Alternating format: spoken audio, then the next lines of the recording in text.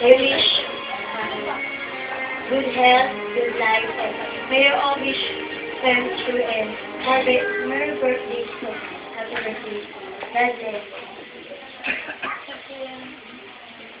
Next. Ayan, ang panganay ko, si Angela Lamay. Happy 50th birthday po.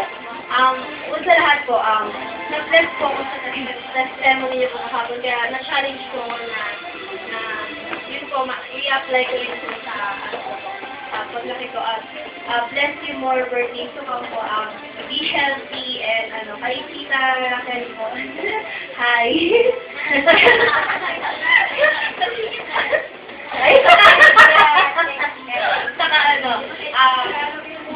Saka maging successful po po yung career nyo, family, and lalo po yung spiritual life nyo po. Lalo po po happy birthday po. Next, Rian Nail. Happy birthday po, Tita Blessing. Wish you a good health po, tsaka long life po. Maraming salamat po sa lahat. Happy birthday po, and God bless you. Siyempre, si Richie, panganay na babae, panganay sa babae sa pangalawa. Hindi, pangalawa. Happy birthday po, Tita Blessing. Salamat po sa mga nagawa niyo po mabuti sa family namin. Wow!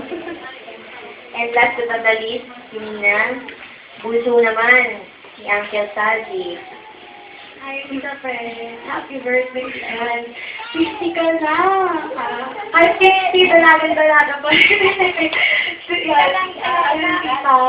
Stay young, stay sweet, mapagbigay, kaya kayo. Saka napapasalamat kami kasi kaya yun, bata pa ako, hindi pa kita masyado na pero ngayon, tutuwa ako kasi kahit pa paano, sa may clean oras.